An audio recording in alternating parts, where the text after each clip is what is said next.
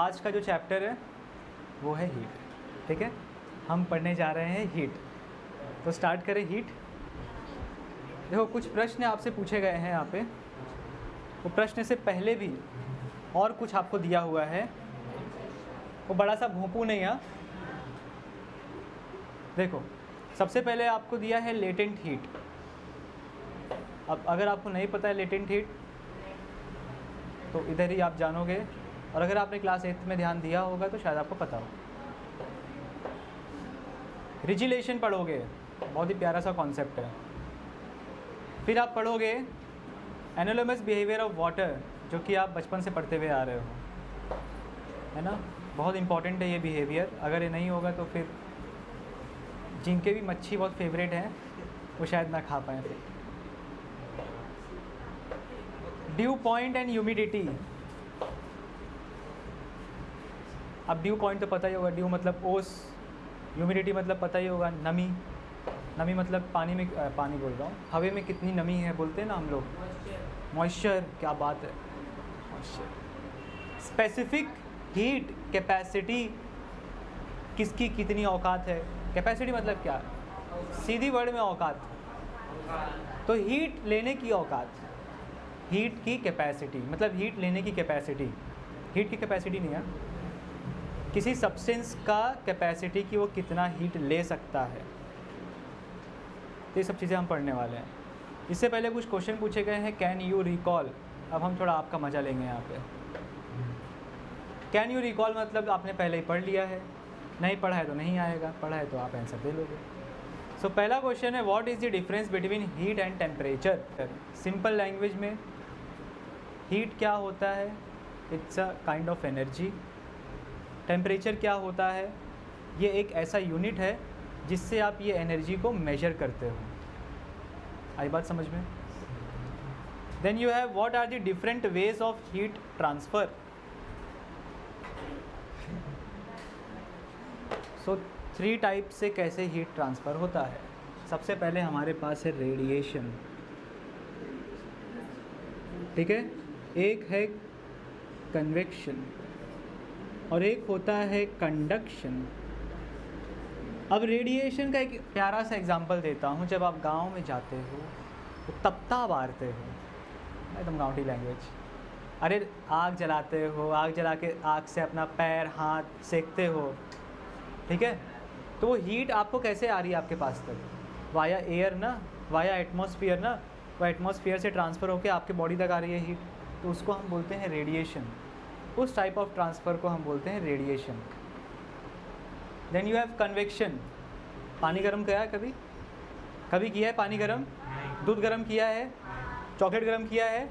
अरे बाप रे बाप, कुछ ज़्यादा हाई लेवल पे पहुँच रहे हो यार। ठीक है,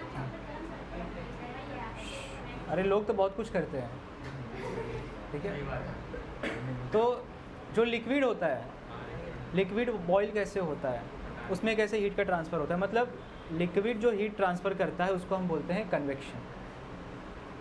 आ रही है बात समझ में, आ रही है बात समझ में, ठीक है। फिर है कंडक्शन।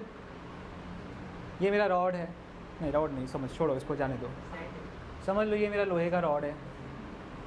अगर मैं यहाँ पर बहुत टाइम तक कोई सोर्स ऑफ हीट रख दूँ, फॉर एग्ज़ाम्पल मैं यहाँ पे एक कैंडल जला दूँ जो कि अनलिमिटेड जलता ही रहे, जलता ही रहे, तो अगर ये रॉड है, मेटल का रॉड है, तो क्या होगा, कुछ देर बाद जब मैं इसके ये एंड को टच करूँगा तो यहाँ पर भी मुझे बहुत हीट महसूस होगा।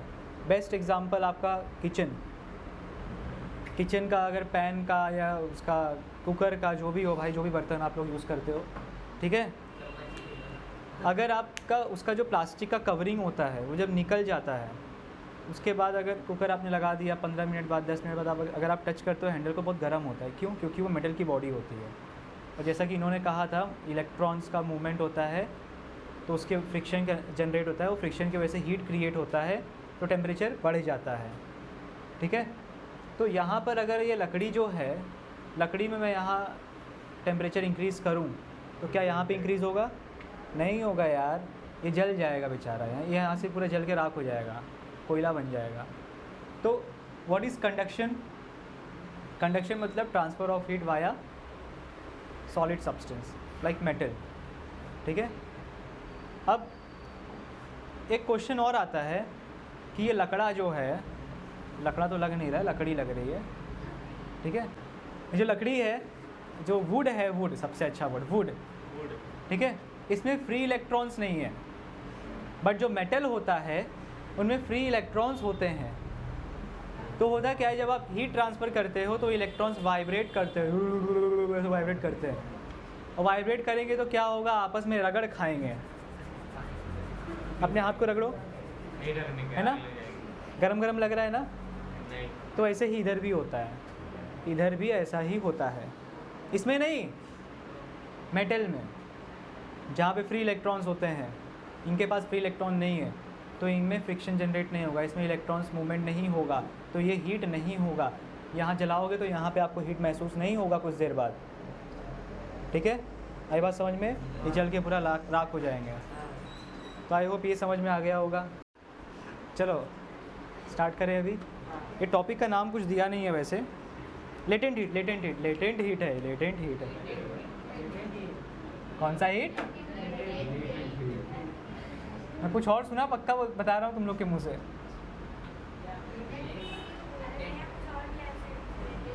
चलो चलो देखते हैं लेटेंट हीट होता क्या है, पहले इसे समझते हैं हम लोग। जो स्टोर्ड अप हीट जो होती है उसको हम लेटेंट हीट बोलते हैं, ठीक है।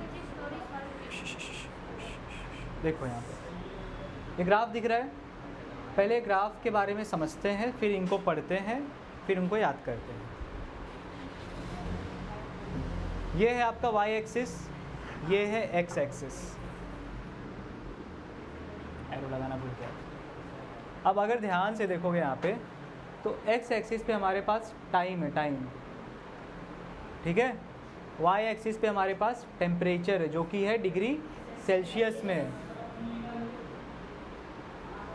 देखो अब यहाँ पर एक्स एक्सिस पे हमने टाइम लिया है। एक चीज़ याद रखो यहाँ पे मैथमेटिकल पॉइंट ऑफ व्यू से, कि एक्स एक्सिस पे हम लोग वही चीज़ लेते हैं जो कांस्टेंट हो, मतलब जो किसी चीज़ के ऊपर डिपेंडेंट ना हो। टाइम किसी के ऊपर डिपेंडेंट नहीं है, किसी का मोहताज नहीं है टाइम, लेकिन टेम्परेचर डिपेंडेंट है, तो इनको वाई एक्सिस पे हमने लिया। अब यहाँ पे देखते हैं, देखो ये ओरिजिन है आपका,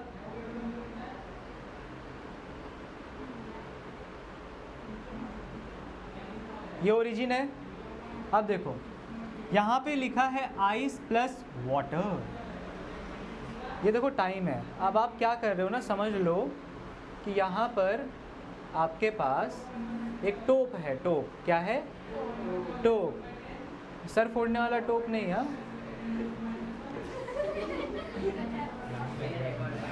बहुत पचका हो रहा है, चलो छोड़ो, उसका डायरेक्शन चेंज हो गया, नहीं तो मैं कर लेता। चलो चलो, कृष्णा रोलैंडो नहीं हूँ मैं, ठीक है, कृष्णा रोलैंडो।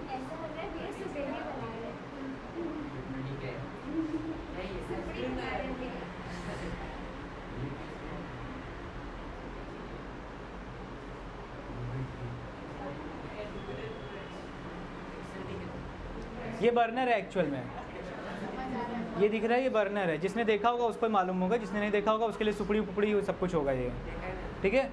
तो ये बर्नर है आपका, ये जो मैंने ऊपर लगाया हूँ, ये जालीदार कुछ उसका वो क्या बोलते हैं उसको, नाम ही नहीं आता है, छोड़ो, ठीक है। क्या बोलते हैं इसको, सुपड़ी पकड़ लो आप लोग के लैंग्वेज में।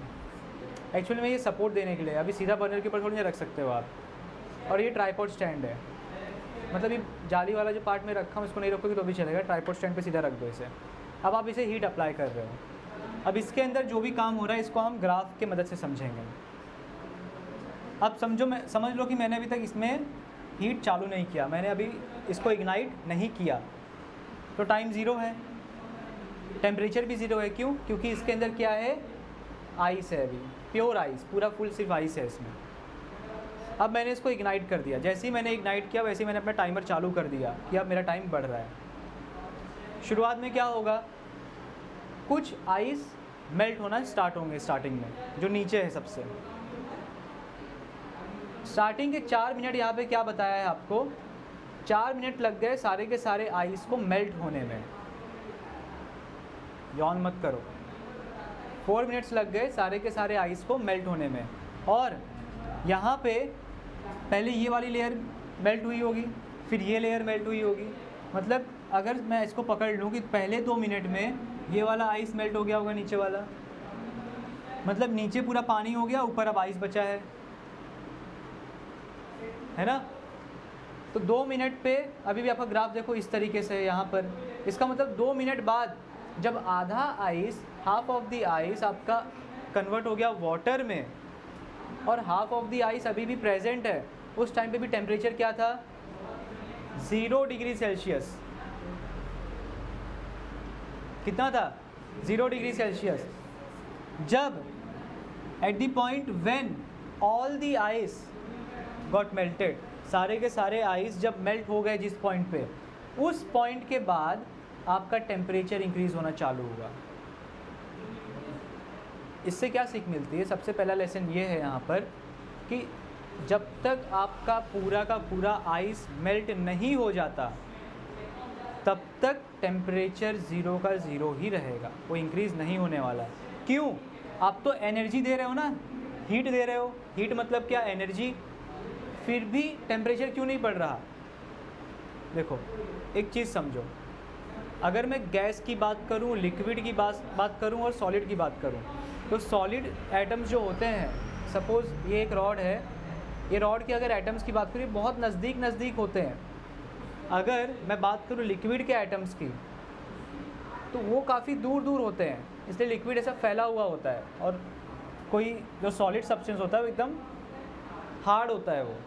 फिर अगर मैं गैस की बात करूं, उनके जो मॉलिक्यूल्स होते हैं वो तो और दूर होते हैं, ठीक है, तारों के जैसे। तो इसको इरेज करते हैं पहले। तो यहाँ पर अभी आपका आइस सॉलिड में है, इसका मतलब जो भी एटम्स है, हाइड्रोजन के एटम्स, ऑक्सीजन के एटम और जो वाटर मॉलिक्यूल है, ये आपस में बहुत नज़दीक है। तो वो एटम्स के बीच का जो बॉन्डिंग है, उनको दूर करने के लिए उनका बॉन्ड तोड़ना पड़ेगा। तो ये जो हम एनर्जी अभी दे रहे हैं, ये एनर्जी मिल रहा है उसको बॉन्ड तोड़ने के लिए। तो स्टार्टिंग में जितने भी आइस थे उस टाइम पे सारी एनर्जी जो थी, हीट की एनर्जी, वो सब आइस का जो नज़दीक मतलब जो मॉलिक्यूल्स नज़दीक थे उनको दूर करने में वो एनर्जी चली गई, इसीलिए टेम्परेचर नहीं बढ़ा। अब सबका सब आइस जब सबका सब आइस कन्वर्ट हो गया वाटर में, तो इसका टेम्परेचर इंक्रीज़ होना चालू हो गया। तो देखो यहाँ पे आपको दिया है, इसमें स्टार्टिंग के 4 मिनट में आपका जो बीकर है, या फिर आप इसे धबेला, बदेला, दाबेली, जो भी बोलो इसे, ठीक है, इसमें आइस प्लस वाटर है। शुरुआत में आइस ही रहेगा, लेकिन जब आप हीट दोगे तो आइस प्लस वाटर दोनों होगा। जिस पॉइंट ऑफ टाइम पे सारे के सारे आइस वाटर पे कन्वर्ट हो जाएंगे, उस पॉइंट ऑफ टाइम पे आपका टेम्परेचर इंक्रीज़ होना चालू हो जाएगा।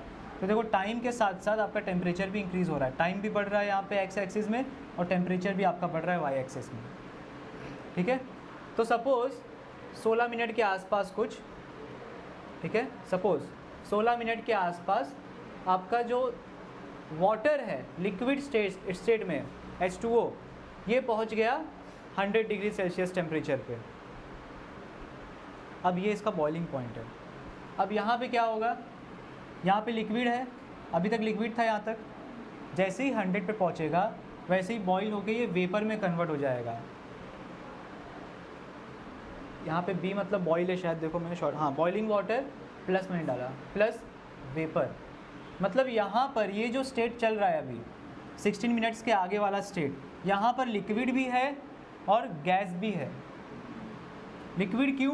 क्योंकि कुछ वाटर जो ऐसे हैं जो अभी भी लिक्विड में है, पूरे तरीके से गैस में कन्वर्ट नहीं हुए हैं, और कुछ जो वाटर हैं वो गैस में कन्वर्ट हो चुका है, मतलब वेपर्स में कन्वर्ट हो चुका है।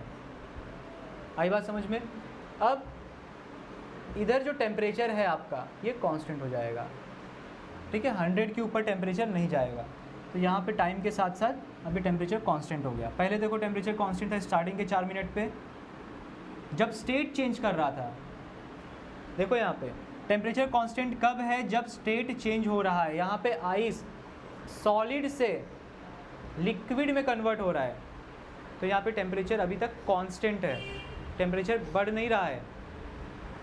जैसे ही लिक्विड पूरा का पूरा लिक्विड बन गया वैसे ही टेम्परेचर बढ़ना चालू हुआ। फिर क्या हुआ? यहाँ पर जैसे ही 100 डिग्री सेल्सियस पे पहुंचा, जब तक सारे के सारे लिक्विड गैस में कन्वर्ट नहीं हो जाते तब तक ये 100 डिग्री सेल्सियस टेम्परेचर ही बना रहेगा। तो इससे आप क्या कंक्लूजन निकाल सकते हो कि जब तक आपका स्टेट, सब्सटेंस का स्टेट चेंज ना हो जाए तब तक उसका टेम्परेचर नहीं बढ़ता। ठीक है, और टेम्परेचर जब बढ़ रहा होता है तब उसका स्टेट चेंज नहीं होता है। आई बात समझ में? इतना एक बार रीड कर। फिर 2 डेफिनेशन पढ़ना बचा है। वो 2 डेफिनेशन क्या है?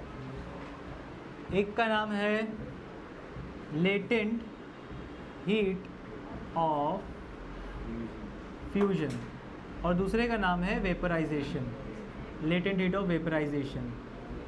अब इनका मतलब क्या है? देखो, यहाँ पर फ्यूजन का मतलब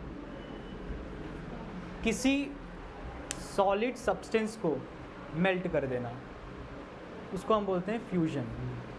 तो यहाँ पर लेटेंट हीट ऑफ फ्यूजन का मतलब क्या है? अगर इस ग्राफ और ये एग्जाम्पल के पर्सपेक्टिव से हम देखें तो यहाँ पर लेटेंट हीट ऑफ फ्यूजन का मतलब ये है कि यूनिट मास ऑफ वाटर, अब ये यूनिट मास क्या होता है? 1 kg ऑफ वाटर।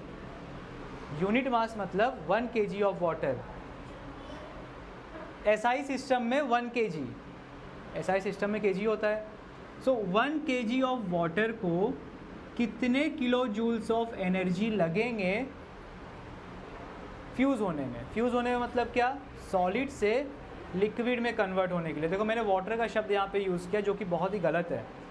यहाँ पे मुझे बोलना चाहिए था यूनिट मास मतलब 1 kg ऑफ आइस को कितना हीट रिक्वायर होगा जिससे कि पूरा का पूरा 1 kg ice will get convert into water. आ रही है बात समझ में? फिर से समझो, ये एक बर्फ़ की सिल्ली है, जैसे वो बिल्ली है, ठीक है? इसको मैं हाइट बोल रहा हूँ, हीट, इसको मैं हीट दे रहा हूँ। तो ये 1 kg ऑफ आइस को, 1 kg आइस को मुझे कितना हीट देना पड़ेगा जिससे ये पूरा का पूरा 1 kg आइस जो है पूरा का पूरा लिक्विड में बन जाए, H2O लिक्विड में। तो जो हीट एब्जॉर्ब करेगा ये, जिससे ये लिक्विड में बन जाए, उसको हम क्या बोलेंगे? Latent heat of fusion. हाँ, मतलब जितना 1 kg ऑफ आइस को चाहिए वाटर में कन्वर्ट होने के लिए, उसको हम क्या बोलेंगे? Latent heat of fusion. Kilo joules में आएगा ये, क्योंकि मैं एसआई यूनिट ले रहा हूँ ना, एसआई यूनिट। देखो अब यहाँ पे सेम आता है लेटेंट हीट ऑफ वेपराइजेशन। मतलब अगर मैं 1 लीटर पानी लूँ, 1 लीटर वाटर H2O, और इसको मैं हीट प्रोवाइड करते जाऊँ, तो वो कितना हीट एग्जैक्टली लेगा जिससे ये 1 litre of H2O will get converted into vapour, water vapour. तो उसको हम क्या बोलेंगे? Latent heat of vaporisation. मतलब वेपराइजेशन, उसको भाप में कन्वर्ट करने के लिए कितनी हीट चाहिए? 1 लीटर ऑफ वाटर को।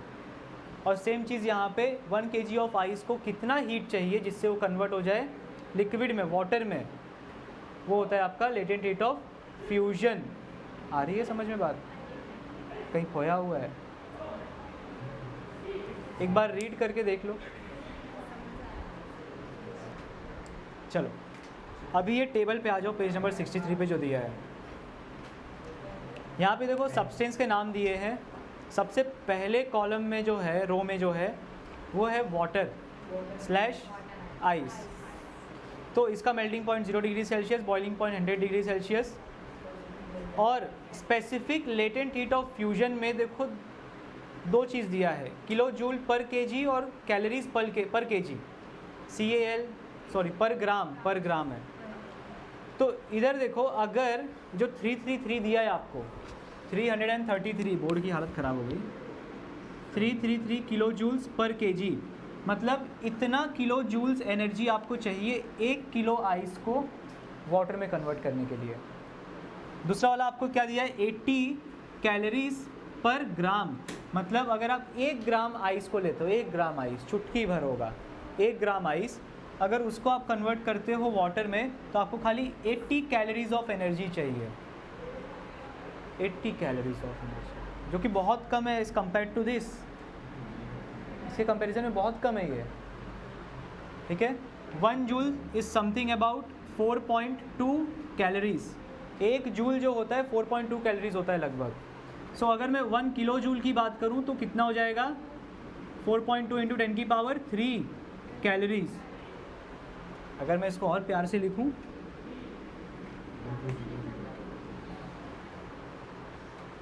4200 कैलोरीज 1 किलो जूल। और यहाँ पे 1 kg आइस को कितना चाहिए, 333 किलो जूल्स। मतलब इधर भी मल्टीप्लाई कर दो 333 से, तो जो आंसर आएगा उतना कैलोरीज ऑफ एनर्जी चाहिए 1 kg आइस को। और 1 ग्राम को देखो 80 कैलोरी सिर्फ चाहिए। 1 kg को कितनी कैलोरीज चाहिए, 4200 इंटू 333। मैं आपको ये कंपैरिजन दिखाने की कोशिश कर रहा हूँ कि आप इससे अंदाज़ा लगा पाओ कि 333 किलो जूल्स और 80 कैलोरीज ऑफ एनर्जी, दोनों में ज़मीन आसमान का फ़र्क है। समझ रहे हो? तो ये हो गया। और नीचे आपको देखो बाजू में और भी दिया है, specific latent heat of vaporization. सीधी सी बात है, पहले आपका फ्यूजन होता है, फिर वेपराइजेशन होता है। वेपराइजेशन के लिए और ज़्यादा हीट चाहिए क्योंकि 100 डिग्री सेल्सियस पे होता है, तो उसका specific latent heat of vaporisation fusion से ज़्यादा होगा। तो देखो कितना दिया है, 2256 किलो जूल्स पर केजी। और वही कैलोरीज में देख लो पर ग्राम में, सो 540 कैलोरीज पर ग्राम। मतलब 1 ग्राम पानी को अगर आपको कन्वर्ट करना है वेपर में, सो 540 कैलोरीज आपको एनर्जी देना पड़ेगा। सेम अगर 1 लीटर ऑफ वाटर या 1 kg ऑफ वाटर को कन्वर्ट करना है वेपर में, तो आपको 2256 kilo joules of energy provide करना पड़ेगा उसे। Similarly copper, ethyl alcohol C2H5OH होता है, आप पढ़ोगे 9 चैप्टर में। गोल्ड, सिल्वर और लेड, देखो सबसे ज़्यादा किसका है, सबसे ज़्यादा एनर्जी किसको लगती है फ्यूज़ होने के लिए। देखो ज़रा, वाटर को ही लग रहा है, सबसे ज़्यादा एनर्जी वाटर को ही लग रहा है। और वेपर में कन्वर्ट करने के लिए सबसे ज़्यादा एनर्जी किसको लग रहा है, ज़रा देखो ध्यान से, इथाइल एल्कोहल। इससे हमको ये भी पता चलता है कि इथाइल एल्कोहल का मेल्टिंग पॉइंट सबसे ज़्यादा है। सॉरी, मेल्टिंग नहीं, बॉइलिंग पॉइंट, क्योंकि जिस पॉइंट पे बॉईल होगा उसी पॉइंट पे तो वो वेपर में कन्वर्ट होगा ना। तो उसको इतनी सारी 8540 किलो जूल्स ऑफ एनर्जी चाहिए पर केजी ऑफ इथाइल एल्कोहल को वेपर में कन्वर्ट करने के लिए, बहुत ज़्यादा है। यूज़ योर ब्रेन पावर, देखते हैं किसके पास बहुत ज़्यादा ब्रेन है और कौन यूज़ कर सकता है। Is the concept of latent heat applicable during transformation of gaseous phase to liquid phase and from liquid phase to solid phase? अरे नहीं, क्या, ध्यान से सुनो, पहले मैं ये इरेज कर देता हूँ, थोड़ा सा पार्ट इरेज कर दूँ।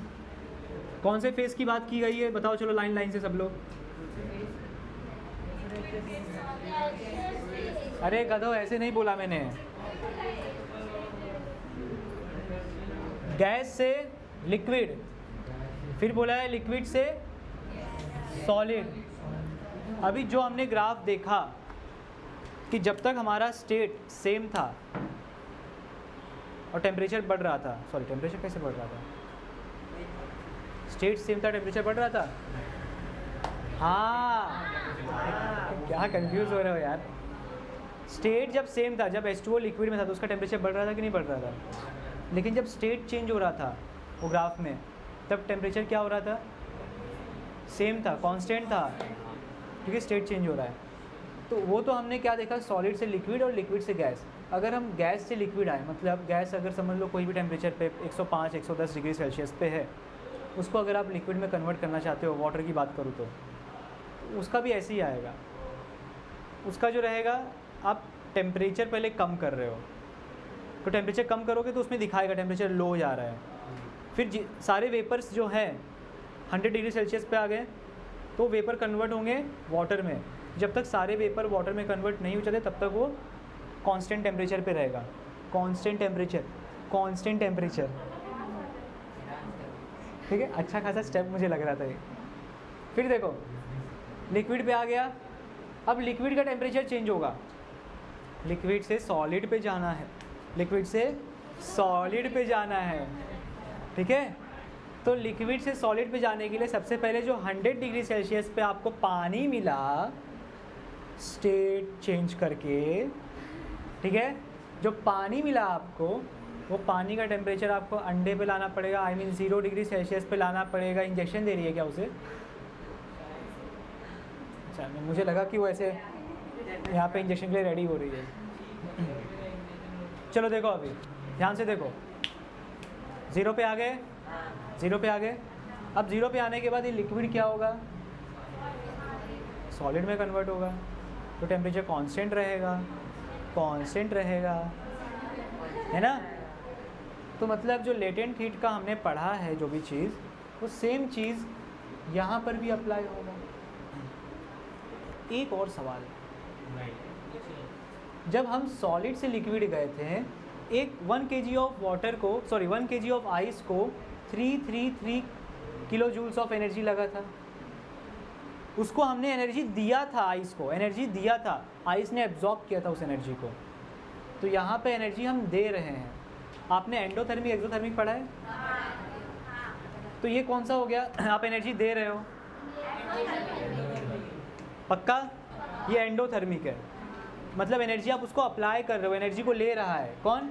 आइस, और एनर्जी लेके अपना स्टेट चेंज कर रहा है। यहाँ पे उल्टा होगा, लिक्विड से सॉलिड में आ रहा है, तो जितना एनर्जी इसको सॉलिड से लिक्विड में कन्वर्ट होने के लिए लगा था 1 kg ऑफ आइस को 333 किलो जूल्स, उतना ही एनर्जी अब बाहर आएगा।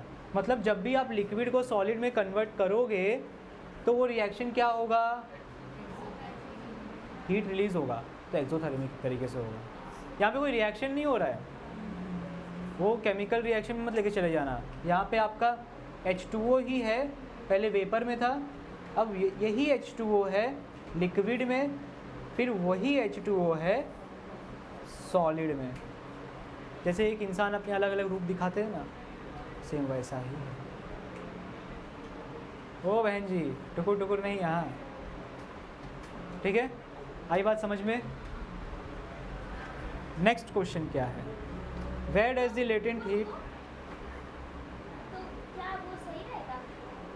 अभी तक मैं क्या बता रहा था? जो लेटेंट हीट यहाँ पे अप्लाई हुआ वही यहाँ पर भी होगा, बस उसका उल्टा है, अपोजिट।